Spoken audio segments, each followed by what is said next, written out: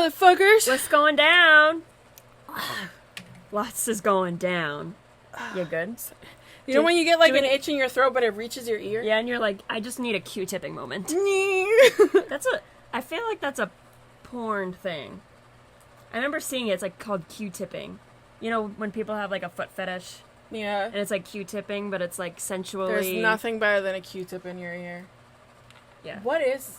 I don't know, but when you get that itch in there... Do you like it with like the dry Q-tip, or do you wet the Q-tip? Well, I've never wet it before. You need to get a wet Q-tip in there, Does that and work? then with the dry one. Oh my god. I know what I'm doing tonight. I feel like it's also dangerous to try to It Q-tip and fuck at the same time. I feel like you're gonna do some permanent damage. Yeah. Here we go again, talking about... Sexy things. I feel like I look like a hot mess today. I'm sorry. I went to bed at 6 a.m. and then woke up. I'm gonna move this. Excuse me. She wants to show more of her pretty No, face. I'm just trying to get it all balanced. We got Sam Crotch. Yay, some patacrotch. Sorry, not sorry. It's okay. So, we're a hot mess already. Yeah. Ooh, I'm excited. Project Power comes out on the 14th this month. I know, I was like, oh, I gotta wait till August 14th. It's August. It's August. Yes. I want to give a shout out to my children.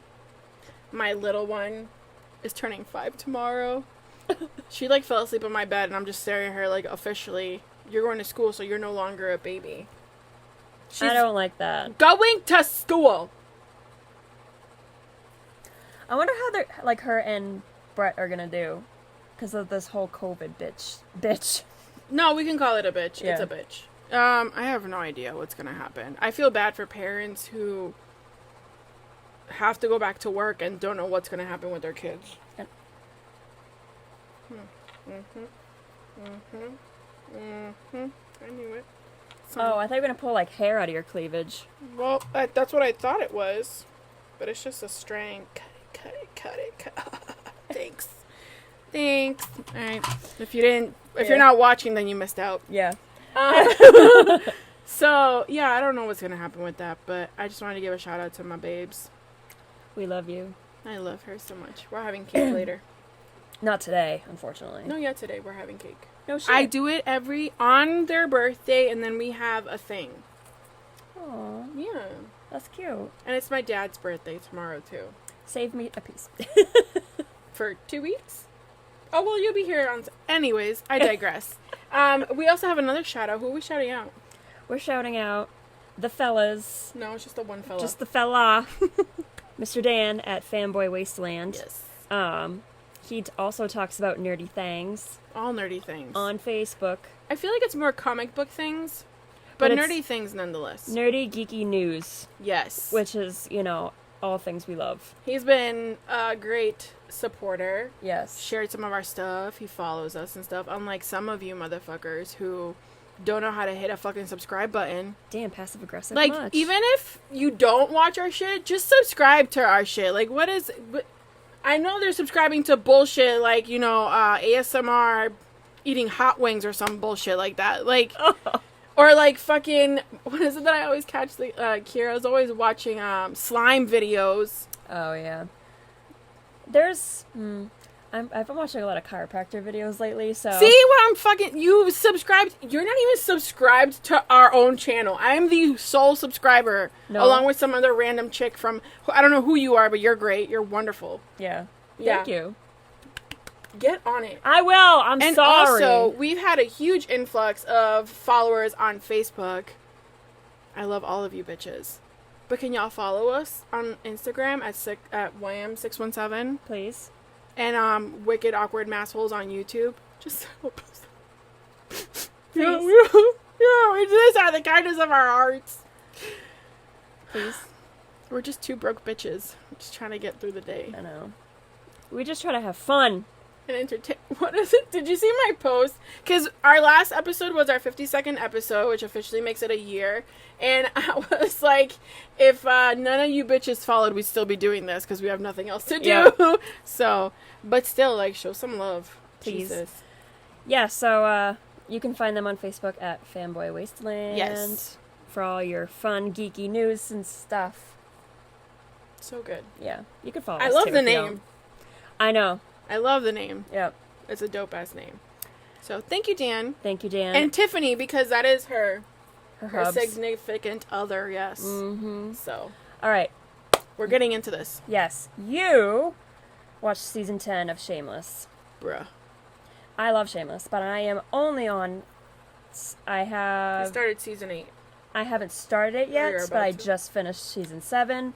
However, I follow a Shameless fan whatever on Instagram, so I've seen clips and photos of The Galovich. everything that happened in season 10. So I'm aware of the official union between my boys, Yo. Ian and Mickey. So that was It was a process. what a fucking mess. That's the best way to describe Shameless is as a mess, though. So it opens up with Liam exploring his blackness. Oh, Jesus. He went to school every day. Carl did it. dressed as a different black leader or celebrity or person of high significance, right? And he's being taught about the African American community by V. Oh, okay. He gets in touch with the black side of his family, but he's such a fucking Gallagher that the black side of his family was like, get the fuck away from us. Liam is 10. Oh oh my god. And this kid is the biggest hustler in this whole fucking series. Because I'm just like... He learned from the best. He's Yeah. absolutely right when he said that. And so there's that. Frank gets involved in some fucked up shit. He always does. But he always ends up okay because he's living in an estate for the winter with endless amount of booze and space and rich stuff. Well, damn. Yeah. Frank's getting up there. Well, it wasn't without a price. It doesn't last long, I'm sure. So, what else is happening? Debbie got herself a sugar mama. I did see that. But then it was a whole mess with the daughter. Yep. Talk about bad wigs. Yeah. The daughter had a bad wig. Ugh. And then she ends up with Mickey's cousin. Yep. Right? So then, let's see. Carl, what's Carl doing? Carl is, he was at a bench waiting for a bus, and there was an old lady there that he talked to very briefly or whatever, and the streetlights were out, so she ended up getting mugged, shot, and killed. And he, in that moment, well, because he had just missed it and he couldn't get off the bus, so he felt survivor's guilt, wicked bad, so he was on a journey to do good. Mm-hmm. So he tried a couple things, they all kept blowing up in his face, and now he's working undercover as a trash man. Because he can't apply to the police academy yet. Mm-hmm. Okay, so that's what's going on with Carl. That's Liam, Frank, Debbie. Lip has a kid. Mom almost died. Yeah. He was a single dad for a little bit, but then she came back and she didn't want to live Lip's life, so he got them an RV, which they had been staying in, but now the grandma passed and there's a house up, and it's all the way in, where was BTK from? Wichita. No, it's not that. Milwaukee. Who was Milwaukee? Oh, God. Oh, that was,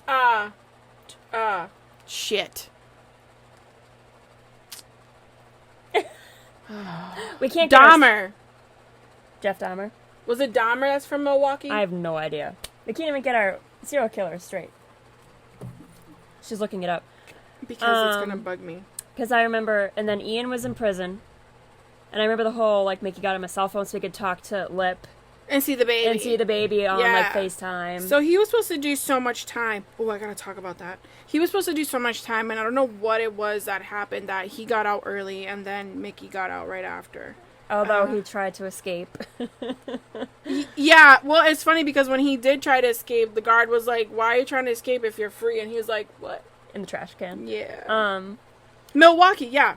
It was Dahmer. Okay. So they're trying to get this house in Milwaukee, and Lip was like, no, I can't do this. And there just happens to be that, like, in that same block, I think it's like across the street from where the Gallaghers live, there was a house that was being rented. And it was like a shithole. But he's like, you know what? She wants her own home. So he rented the home without asking her.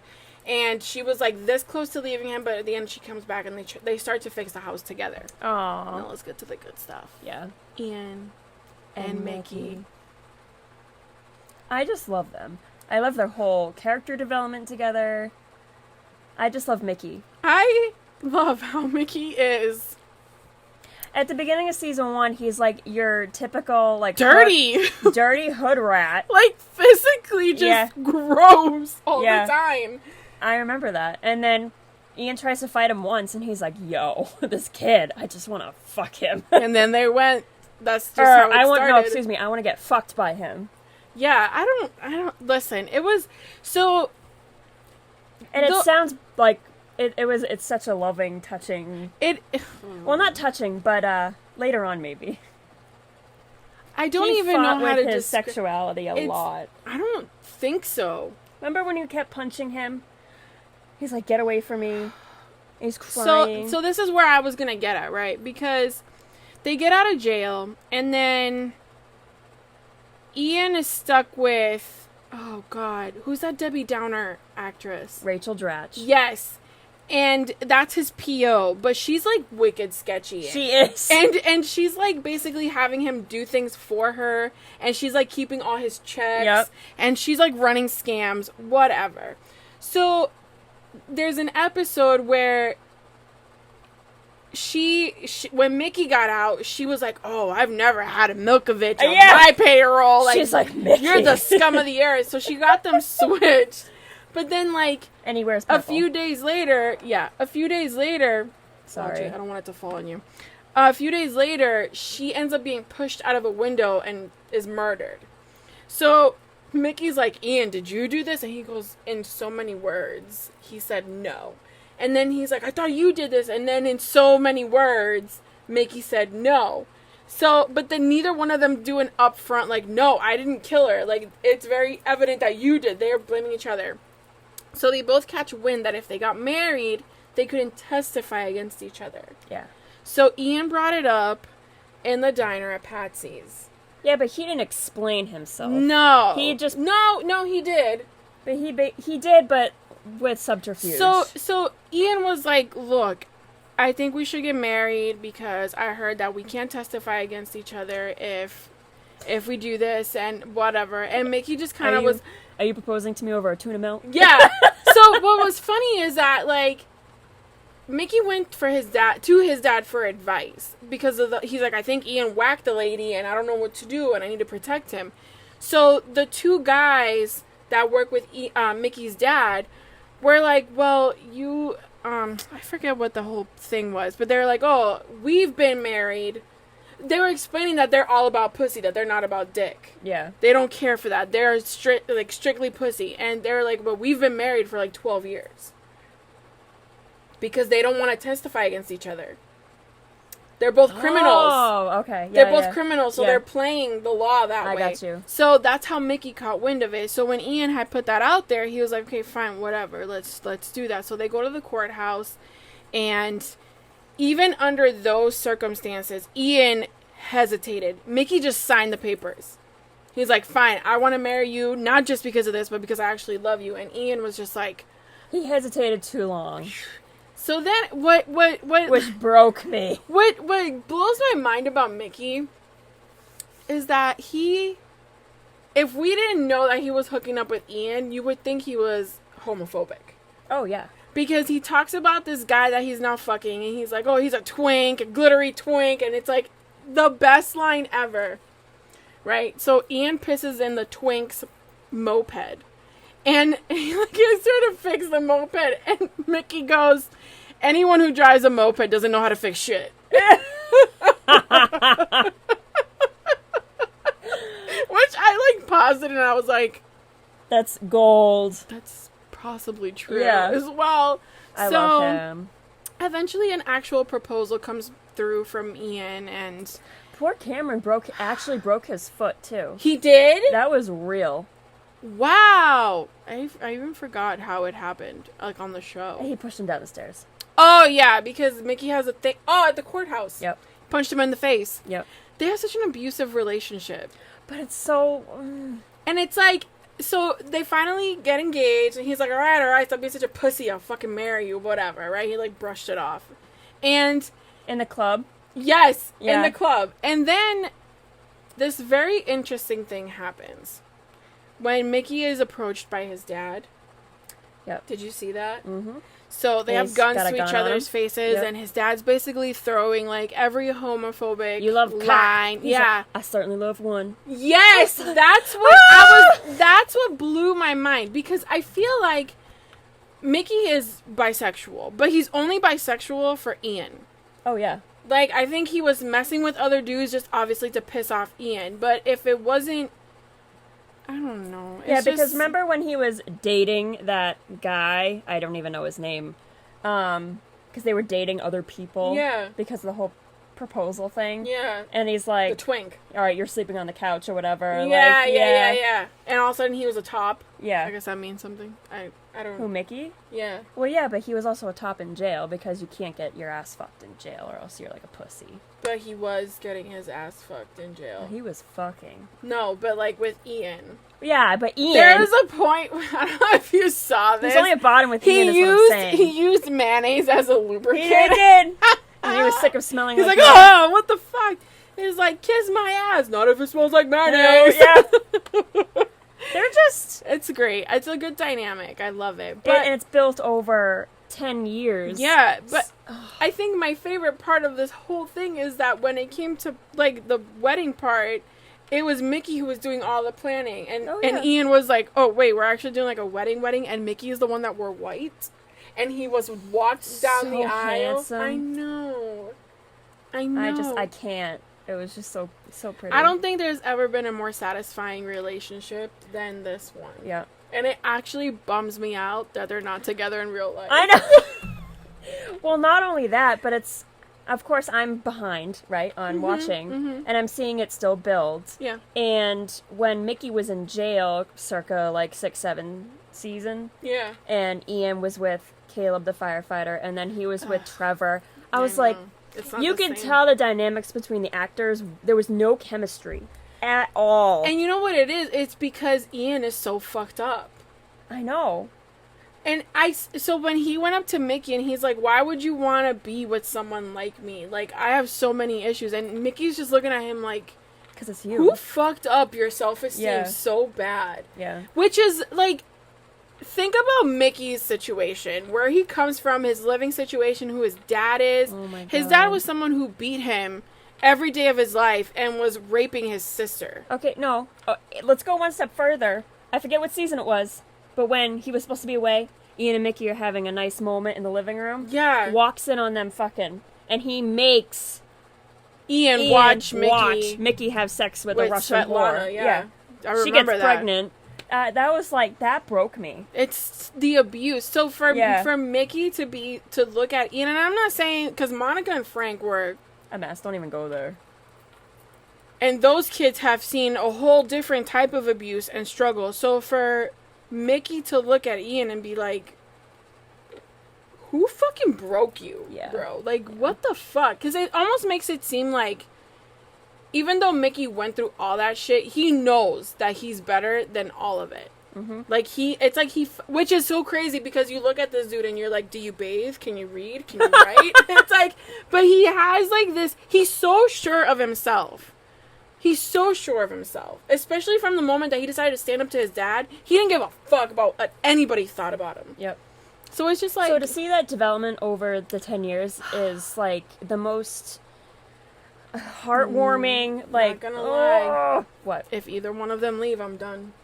Oh, no, the show's done after 11. Yeah, but if either Ian or Mickey had left for good at any point, I would have done. Give a fuck if Fiona was there or not. Honestly, I would, if either Cameron or Noel, I know Noel was gone for a little while in like season 7-ish. Yeah. But if Cam left, I'm done. Yeah. Yeah. Just because I really like them. I know. That's crazy. Okay, we're talking too much about it. Oh, shit. Are we 20 minutes in? Yeah. Okay.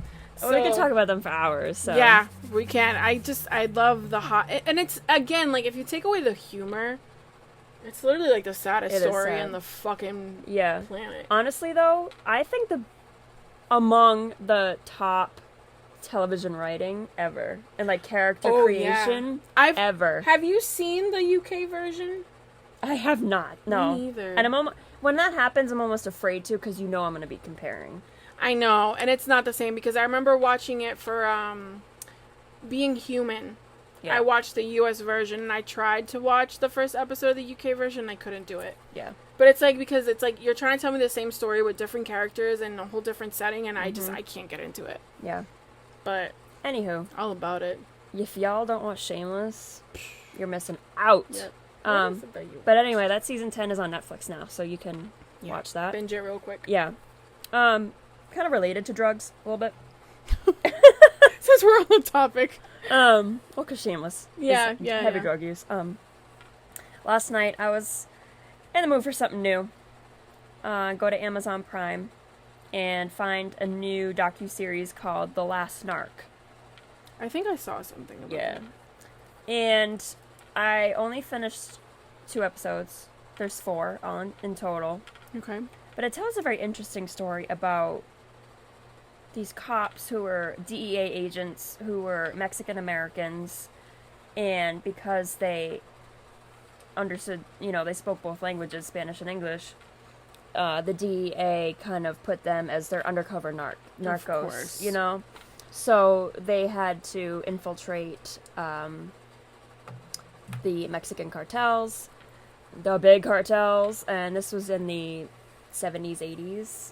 Well. 80s, my bad. It's all about, like, El Chapo and, like, the Guadalajara cartel, which was huge, and even, like, the Mexican president was involved. And, he was getting some cutbacks, and it was all about, because at the time America, under Ronald Reagan, had the whole, like, public enemy number 1 that Nixon said was the war on drugs. Excuse me.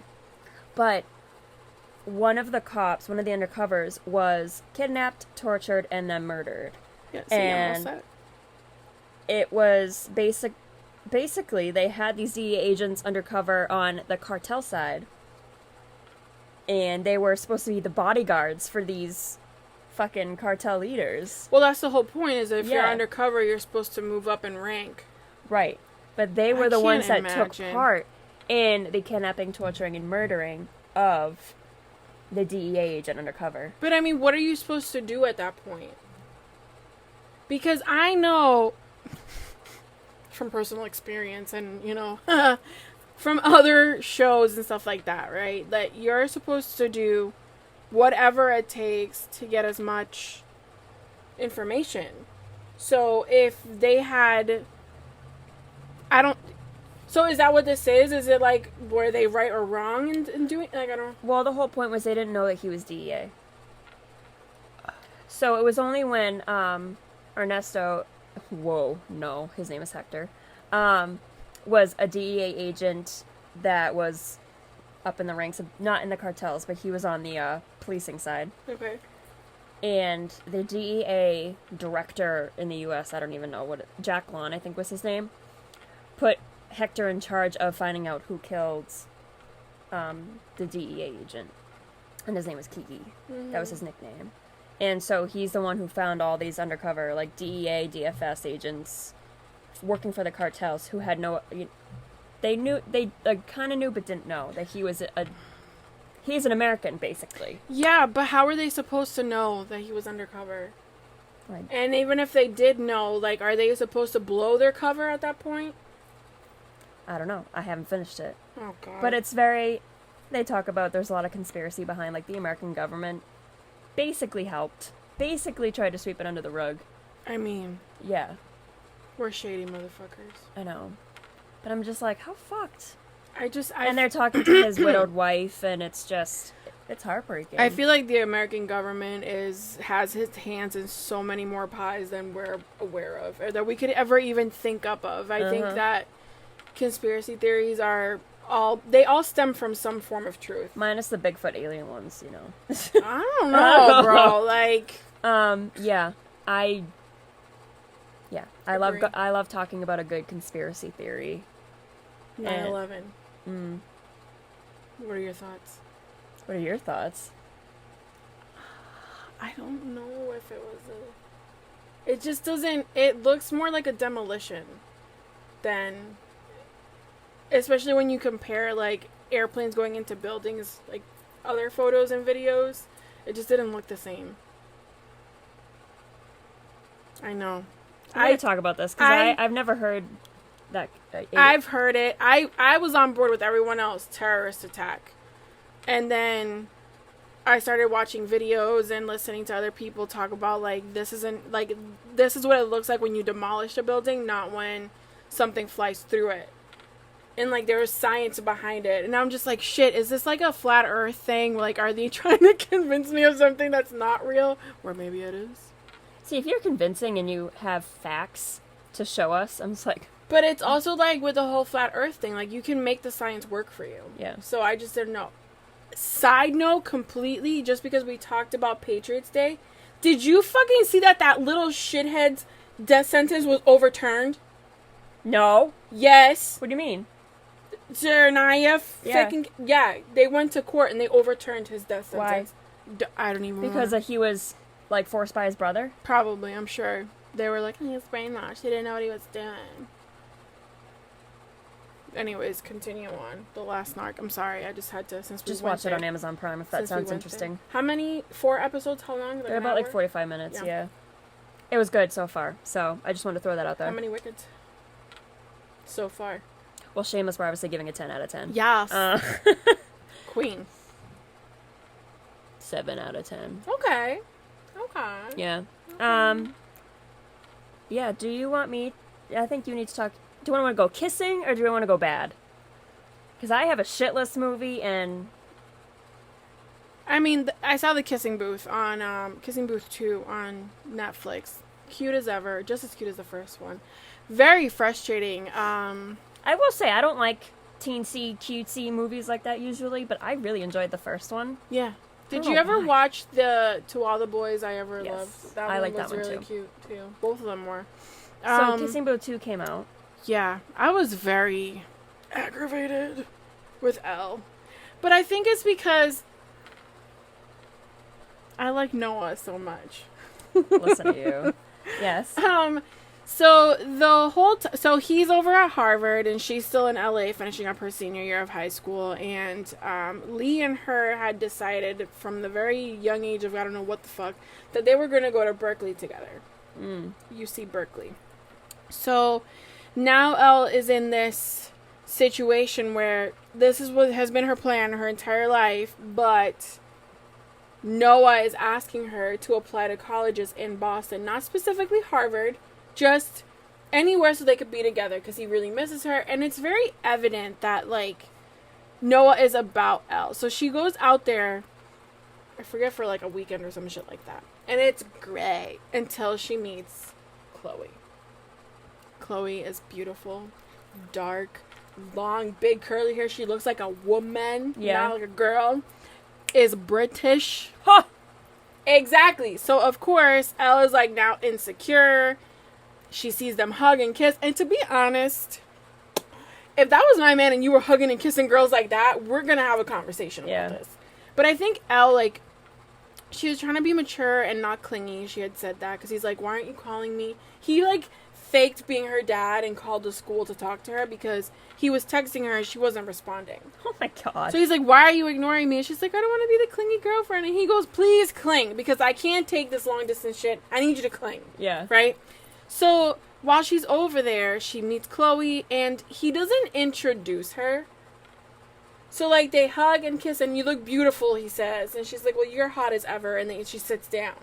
And she starts to talk to everyone and she looks. She goes, oh my god, are you Elle? And that's how they're introduced. There's no formal introduction. Okay. I mean, guys are sometimes clueless, so... So, and it's like, she doesn't know that. Sorry, I'm painting with this piece of string. And I just, like, flipped you off by accident. It's okay. So, she's back at the dorm, packing up her shit, and she finds an earring under Noah's bed. Ooh, scandal. Ooh. So she doesn't say anything. And she leaves and she's really upset because in the moment she finds the earring, there's a text on Noah's phone that comes through and it's Chloe like, hey, you want to hang later or catch up later or whatever. So she goes back to LA. She doesn't say anything. She's kind of just holding on. She's feeling insecure. Like, he's cheating on me. I don't know what to do. And he's like swearing up and down like, no, that's not happening. So he stops telling her things in order to avoid her thinking that he's cheating. Like, so if he's hanging out with Chloe, he's like, oh, I was just with the guys. Okay, well, now you just lied to me about hanging out with Chloe. Shit like that, right? She's like stalking Chloe's Instagram page. This whole time, Lee's having issues with his girlfriend because Elle's around too much. There's another guy named Marco involved who's like into Elle, and Elle's sort of into him. And so it basically culminates and teenage drama. Oh my god. Elle enters this like Dance revolution. It's not Dance. It's not DDR. It's DDM on the show.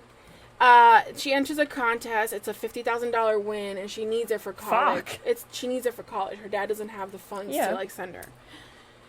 So she enters this contest with Lee, but Lee hurt his ankle, and then Marco ends up taking his place. And they're at the competition. She's unaware that Noah's there, and they kiss. Ooh. Marco, no bullshit. Elle kisses Marco, and Noah sees the whole thing, and he's just like, fuck this. Thanksgiving dinner comes around, and Rachel is mad at Elle. Lee is mad at Elle.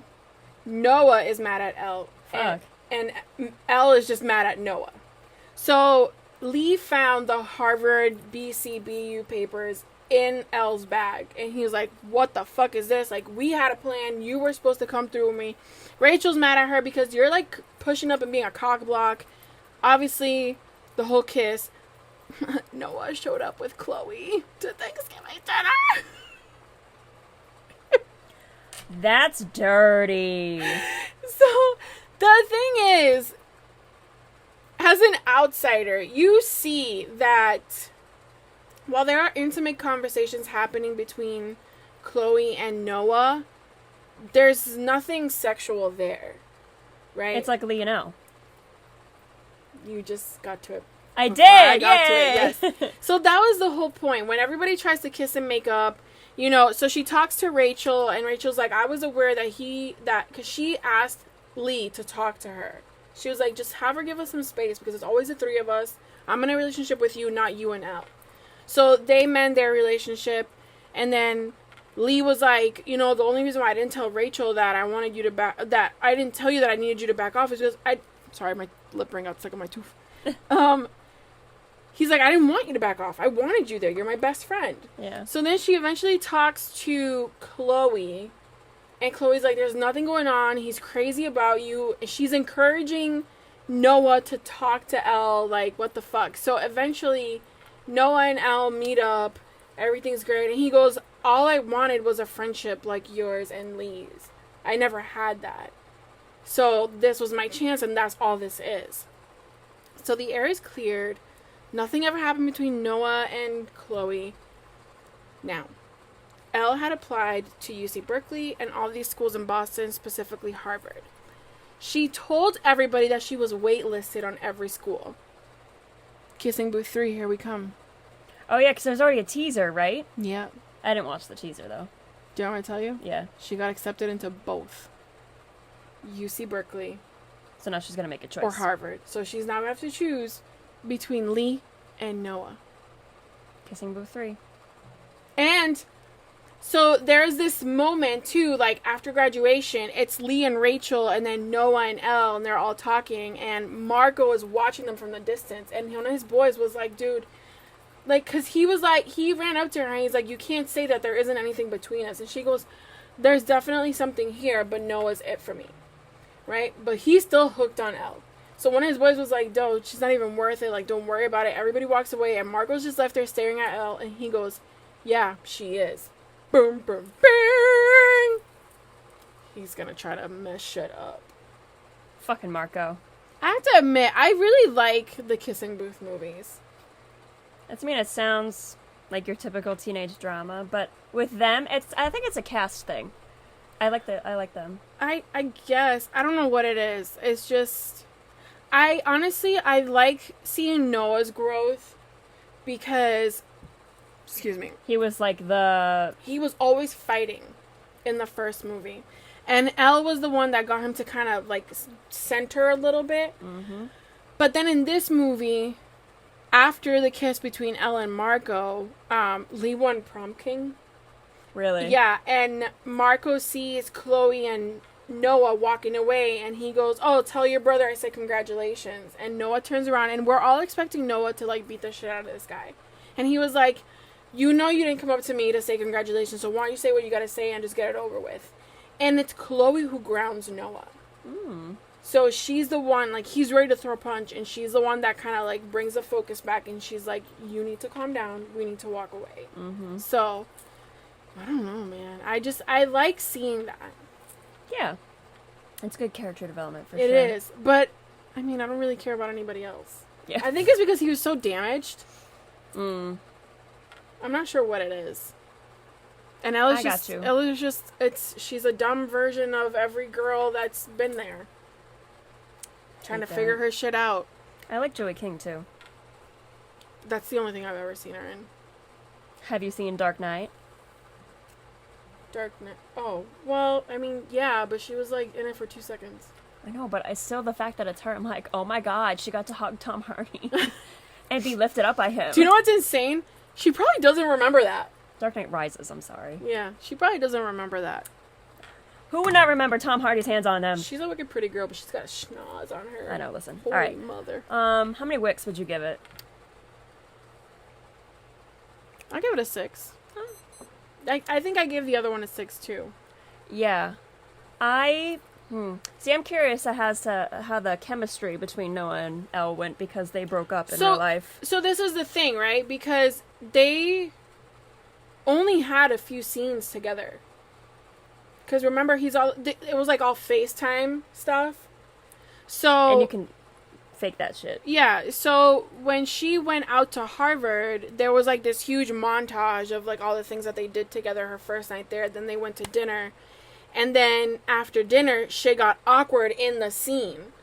So the pain that, like, when she left and she was very upset and he was there really upset. So it was already awkward in the movie.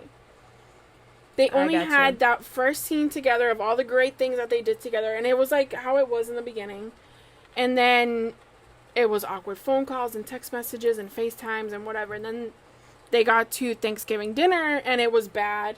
And it wasn't until the very last scene that they were like... I mean, I suppose they're acting, but I'm always like, imagine that. Like, you're with somebody, you break up, but then you have to, like, pretend to like them and kiss them and be happy. I'm going to bring it to something that you hate. So, in the Twilight series, Uh-huh. Kristen Stewart cheated on Rob Pattinson with the director from Snow White. That Snow White movie that she did. I forgot they were together. Yeah. So, when she left the first part... what is it? The third movie? In between the third and the fourth movie, she did the Snow White one. Mm-hmm. She was with Rob, cheated on him, and then she had to go back. And everyone knew. Yeah. So, imagine that. Fuck. And they were supposed to be more in love than ever. Yeah. That must be so hard. I can't even imagine. Yeah. Anywho. That's rough. Okay. So, what's on your shit list? Yo. My god. 0 wickets. Negative 500 wickets. Oh my god. To this movie. What? And I'll play it for you after. But you're laughing, so it can't be that bad. You know, it's bad. No, I'm laughing because it was so bad and I was like watching it and texting Charlie at the same time. So I was like, I hate that I say like all the time, but I had to use a voice memo to like say what I needed to say and send it to him because I couldn't like type it Type fast enough. Oh my gosh, it was so funny. What's it about? The movie's called, and I wasted $4 on this thing. Oh no! I should have known because it's on Amazon Prime. It was $4 to rent, $8 to buy. And I should have known. That's low. Then. It is called The Hatred. Came out in 2017. I just need a reference because that sounds familiar. And, the synopsis is like one sentence. That's not Not good. getting many vibes of, your typical, that's the one. And the photo is, you don't really understand. It's a gas mask, creepy women and a creepy child. So I thought it was just... Can I read this? 3 out of 10. Can I read this? Yeah. 4 young women traveled to their college professor's new country home for a weekend getaway, only to discover that the house has a malevolent past. Okay. Great synopsis, right? The trailer. Now, this is where it all penned. I had a memory from 2017 of the trailer to this movie. And I was like, oh my god, we gotta watch. Daniela was the one that posted it, tagged me. And we were like, oh my god, we have to watch this movie. I need you to tell me about the trailer. Because I feel like this sounds familiar. So the part in the trailer that got me was the main character who's in college. I forget her name. Sarah Reagan. Davenport. Reagan. Plays Reagan. She's watching her, which I think is weird. She's watching her college professor's daughter in this big country home that they're all vacationing in for the weekend. Minus the parents. 4 college girls and a little kid. And she goes up, the window's open. Why is the window open? There's a storm out. And she's like, Reagan, close the window. And then the closet door opens. Nothing in there but a bunch of creepy dolls because, hello. Closes the door. Wait, something's coming back to me. Keep going. And the little girl goes, can you just look under the bed? And Reagan goes, okay, if it'll make you feel better. She goes under the bed. The girl is under the bed. She yes! Goes, shh, that's okay. not me. Okay. Yes. I remember that. And so I was like, yeah! And then she, looks back up and it's the, yes! Okay. I remember this. So the I just got chills. Yeah. See? The trailer was awesome. And I said to myself, I'm renting it tonight. Thank you for Facebook memories for reminding me that we never watched this movie. Okay.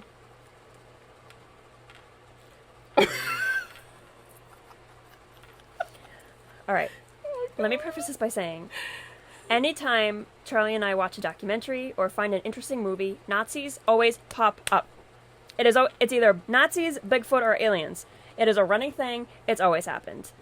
So this thing starts, and it's a radio presenter talking about how Nazis in the 1960s, they're among us. They're living among us. If you know something, say something.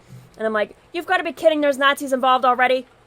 And that's the first message to the scribe. 20 minutes, it's building up the origin of this house in the country, this farm. Was it a Nazi house? Yes. Okay. The guy who lived there was a Nazi general, whatever. He has a daughter, and she's like, Dad, you're suffocating me. Why won't you let me go into town? I hate this. Hitler sends him a gift, because Hitler's alive in 1968. And it's an amulet. What does he do? He bashes a hole in the wall of his basement and puts the amulet in there. And I'm like, what? You're just cause for concern, right? And the amulet is supposed to give you power, give you happiness, whatever the fuck. And then after that, he proceeds to go to the barn and he drowns his daughter. And I was like, okay, there's 20 minutes. Boom. Now goes to present day. 4 college chicks in the same house with the little girl.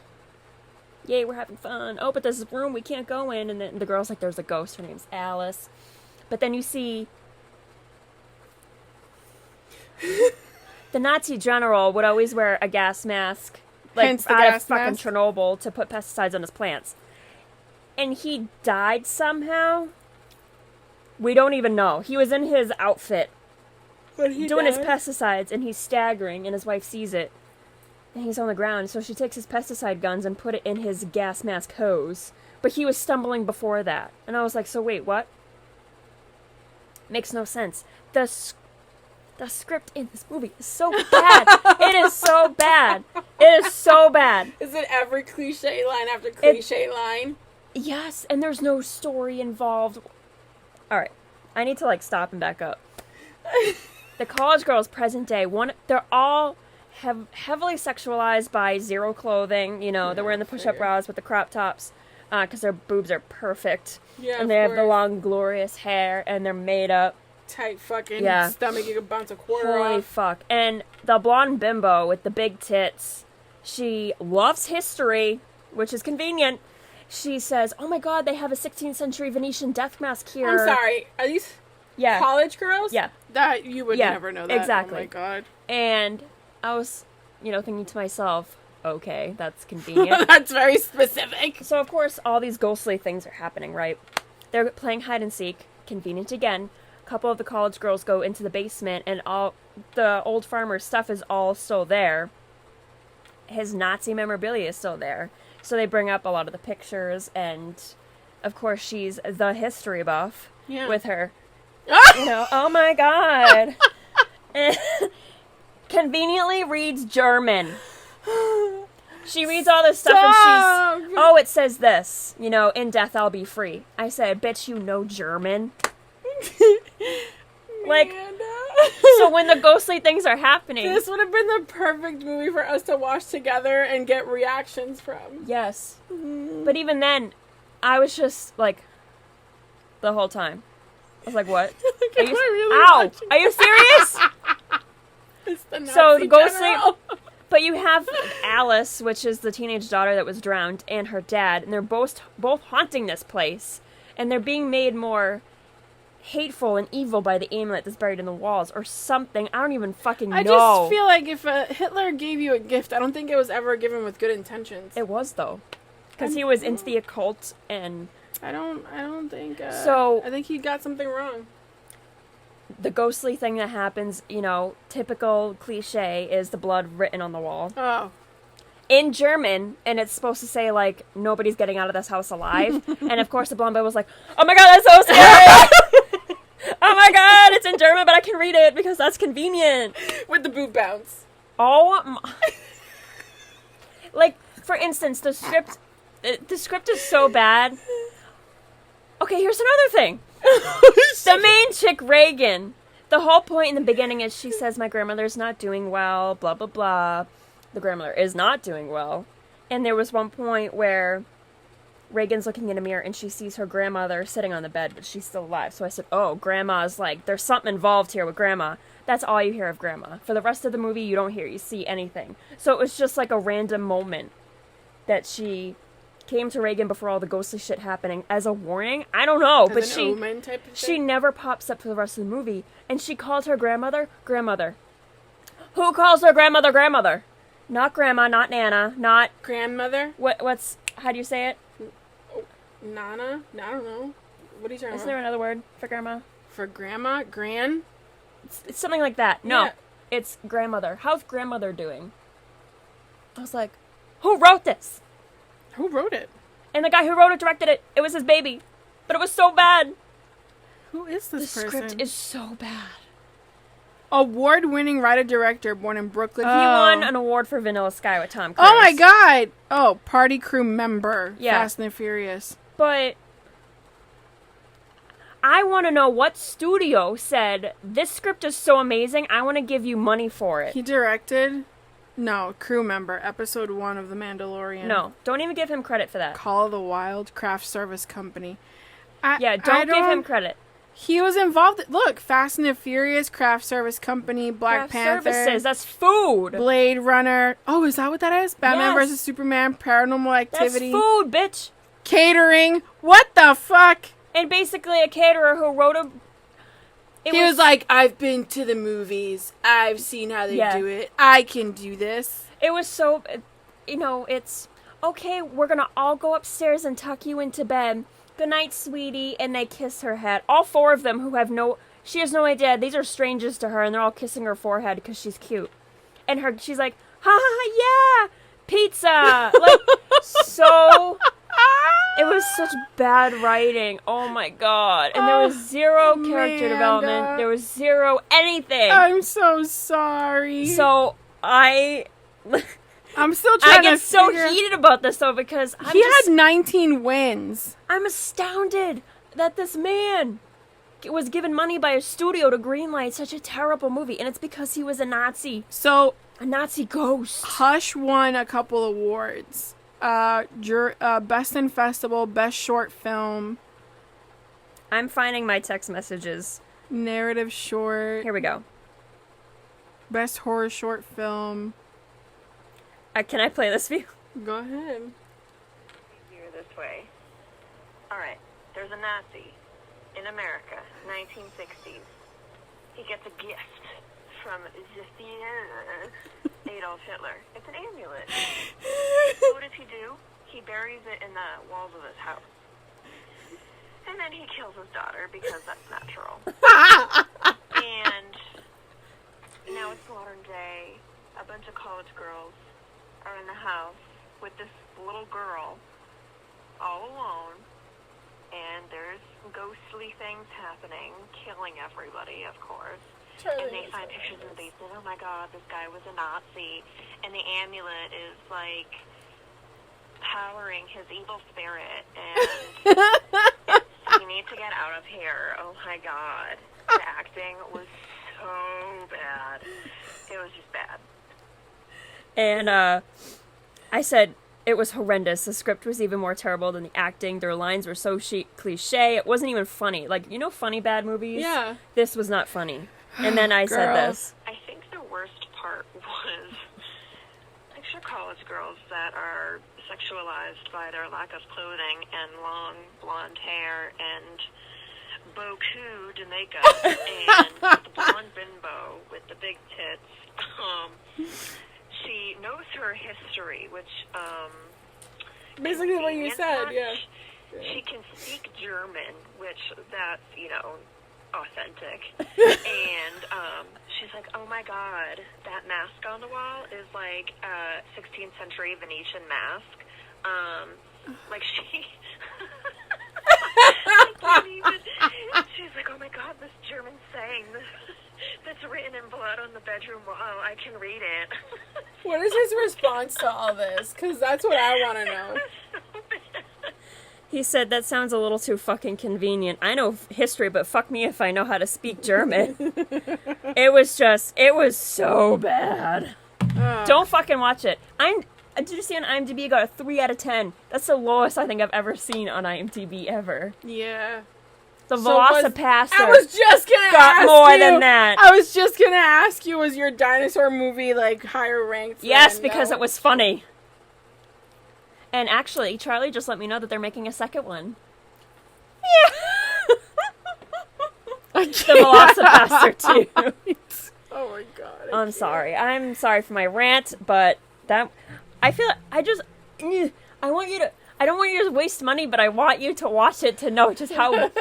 If well, you go to film school, if it was watch on Prime. No, it was on Amazon Prime. But you said you paid $4. Go to film school. This is what you should watch on how not to make a movie. Yeah. What is it? The Hatred? The Hatred. Which is what they called the entity that, like... It's free on Amazon. Oh, no, it says rent or buy. And you know why? Because they know it's bad. So they're wanting to get your money because the trailer was good. That was a good... I mean, he should be more of a salesperson than anything. Yeah. Or a promoter of some Whoever made that kind. trailer, you made a fantastic piece of art out of crap. Oh, look at it right there. The Last Narc. You were just talking about it. Yeah. Anyway, let's move on before we, because we have one more thing to talk about. You're welcome. Yeah. You're very welcome. Because that was my idea. Yeah. This movie, it's called Motherless Brooklyn. On HBO. It's and from I last year. I remember seeing it and thinking, I'm not in the mood right now, but I'll come back. I love Edward Norton. Me too. Even the Hulk Edward Norton. Yeah. But I love him even more now after watching Motherless Brooklyn. I fell in love with Edward Norton during Fight Club. Well, yeah. Naturally. Hello. So, Motherless Brooklyn on HBO.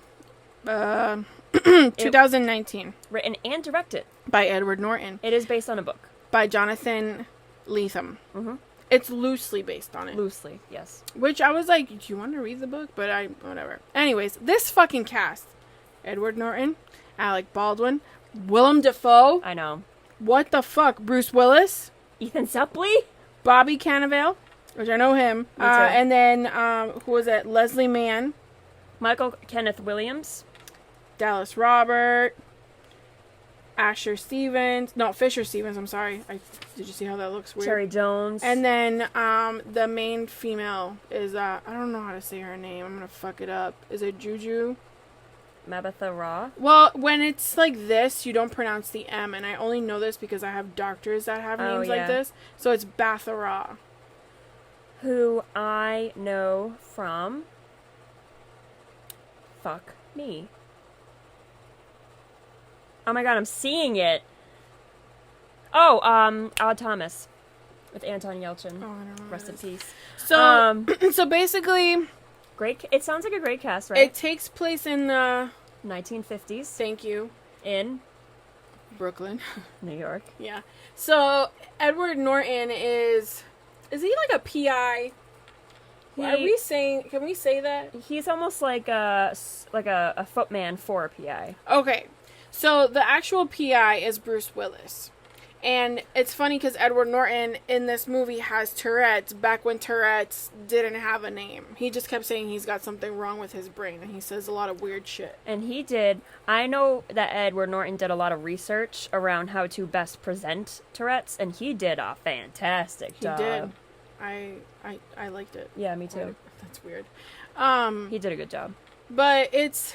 First of all, so fucking relevant to the shit that's going on today. Yes. Because when he talks to Juju in the movie, she's basically talking about... So Alec Baldwin is like wanting to get rid of the slums in New York, and it's relevant to what's happening today as far as what's always happened in the black community with systemic racism. Mm-hmm. So... Alec Baldwin is trying to get rid of the slums, but in order to do that, it's like you're taking black people out of their community forcefully by any means necessary. Shutting off electric, gas, water. Making their life completely impossible. Yep. And Edward Norton is just at this point trying to... Because Bruce Willis gets killed, but he doesn't say... He's like, I need your help for this case... And this is like the signs I'm going to give you for, for whatever, whether we need to run, I need you to come in or whatever. But he never says what exactly the case is. So now Edward Norton and the team are basically trying to find out, like, okay, why was he killed? And Juju is basically like his way to find out. So he's talking to her and she's going on about how like they're systematically removing people out of their community because they're trying to get rid of the slums. White guys are the only ones getting rich. And they're taking all these buildings and tearing them down and turning them into profit. Or, like, tearing down cities just to put a fucking highway through it. Or a bridge or something, right? So, and I remember they had said, like, Central Park was all... It wasn't always there. Right. Right? But, I forget, because I saw the movie, like, it was like a week ago. I think I saw it on Saturday. And I remember him saying, like, do you think that it would be what it is if we hadn't had built it? So he's, like, trying to defend his side of things. But he's putting people out of homes, and he's making them scurry, and she's trying to fight for everything right. So... It just kind of goes into that. And it's so... I kept watching it, and I'm just like, this is so fucking relevant to what's going on recently. And Cherry Jones plays, it's almost like a... I want to say a nonprofit organization that they are trying to, like, make notice about this, and... She's the protester. The white lady? Yep, yeah, Cherry she's Jones. a super heavy protester. Juju is, like, her right-hand girl, and they work together to try and combat this. It's basically how you should face systemic racism or any racism... Legally. Ever. No, but, like, in any aspect. It's the white woman using... her, I can't find white privilege? Yes, thank you. Her privilege in order to speak, because Juju's her right hand, but I didn't see it that way. I saw it as they're working together and Juju's is using this white woman's voice to get her point across. So it's how you use your white privilege. Mm-hmm. But in the midst of all of this, you got this dude with Tourette's who's got like a perfect photographic memory, trying to figure out what happened to his boss. And then falling in love with the black girl, which that was so cute. I loved everything about this movie. And you said to me, I'm going to keep my thoughts for the podcast. I need to know what. I only have 2 small notes Oh, that no. it was good. I will say, as soon as I hit play and that muted trumpet started playing over the credits, I think I orgasmed. Because that music is just, I love muted trumpets. Yeah. You know, that like jazzy 50s kind of How vibe. did you feel about that performance, too? Ah! Michael Kenneth Williams, I've loved him because he was in Boardwalk Empire. He's got a for gnarly hours. scar on his face. Is That's that real. for real? Holy shit. And also Bobby Cannavale is in Boardwalk Empire too. They're great. That's was he? No, No, he's that's the the Italian guy? Italian, yeah. He was in Nurse Jackie. Yes, he was. I loved him. Yeah. So as soon as the music in this movie is so good. Yeah. I loved it. It's my vibe. Only the 2 things that I was just like, I can do without, Bruce Willis was in it for all of 5 minutes. Yeah. Yet he's front and center on the poster. And to me, Yeah. I'm like, you just put his face and name so people would watch it. That's like when I watched, there was this movie that I watched with, Brad Pitt, and he was in it all of 30 minutes. I think I told you about it. Mm-hmm. Do you remember what it was? No. No. Anyways, what's the other thing? Who in the right mind thinks Alec Baldwin and Willem Dafoe look like brothers? I thought They play brothers, and I said, "Excuse me." Willem Dafoe, Alec Baldwin. You're right. Not related. You're right. Let's see. How did you feel about that whole storyline? Because I remember the guy who ran the jazz club.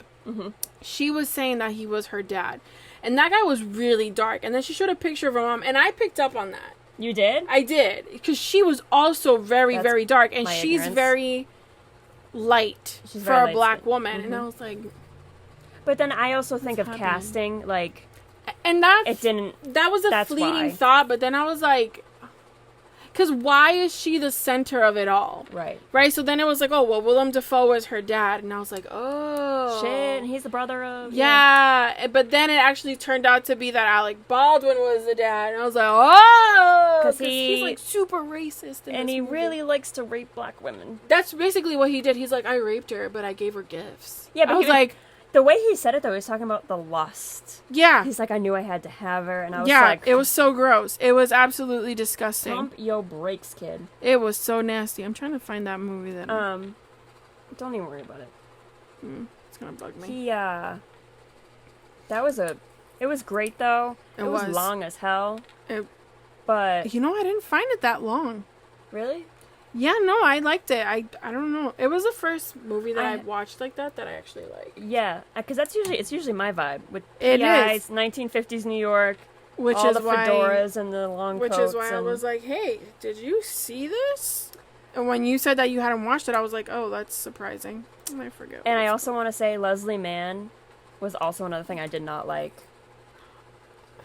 didn't Her care for acting that. was terrible. I did not. I don't like her in any serious role. I've only liked her in like This Is 40 or Knocked Up, like the comedy type stuff. The very first George time of I the Jungle. ever saw her was in that. George of the Jungle. Yeah. Yeah, me too.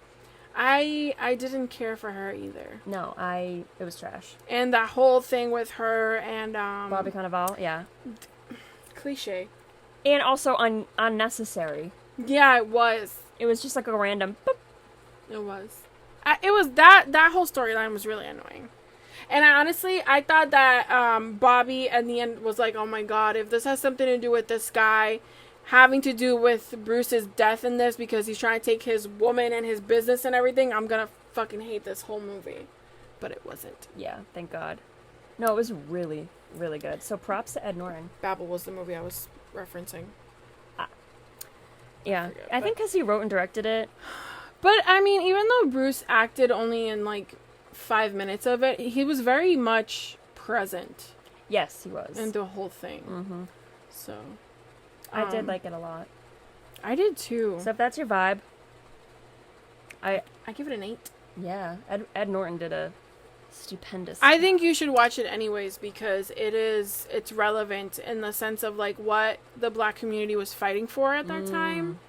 And it opens your eyes because if this was in the 50s, like, dude, I don't think people realize how long these people have been screaming and shouting for justice. Mm-hmm. And people are like, oh my god, like, this is so new. It's not fucking new. This is old fucking news. If the movies teach you anything, it's that this is something that's been an issue for a very long time. Way too fucking long. Longer than it should have gone for. It shouldn't have happened in the first place. But it's like, I think people should watch it just because of the relevance. Yeah. But it's a good movie. It's a great story, but educate yourself. Fool. Yeah.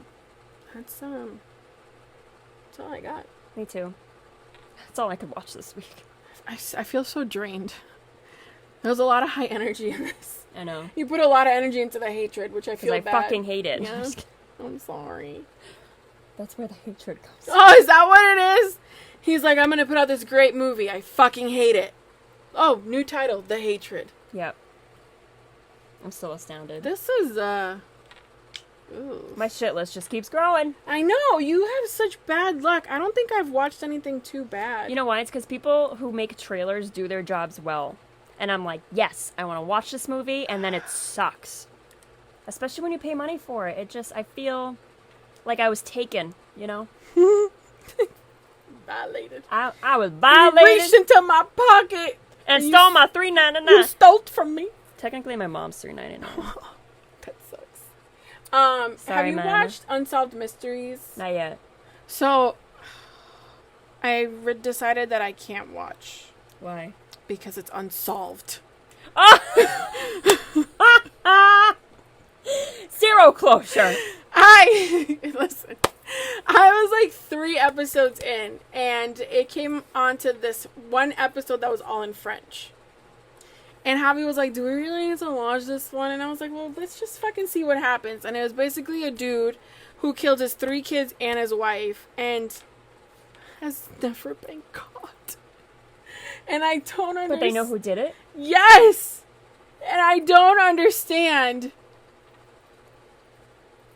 anything. And I don't like that it's unsolved. I hate it. You're not good for the cold case files no. and the... Yeah, no. Although... What? Go ahead. I found a page on Facebook called Law and Crime. So you know how we've been watching Bailey Sarian? Or Yeah. I've been watching Bailey Yeah. Sarian. And she talks about the Chris Watts situation. There was a 8-part mini-sode. It was like 10-minute episodes on this page that basically told the story of the Chris Watts murders. Oh. Yes, it was very good. And then there was one about a girl, a high school girl who went to prom pregnant, had her baby at home, supposedly was a stillborn, and she buried the baby in the backyard, and it was like another 8-mini-sode thingy. It was really good. It's called Law and Crime on Facebook Watch. Facebook Watch. Yeah. I've been hearing some good things about that. Yeah, they did a really good job at covering the Chris Watts whole thing. Fucking scumbag. Gross. In that note. We'll just leave it there. Good night. Good night. Bye, guys.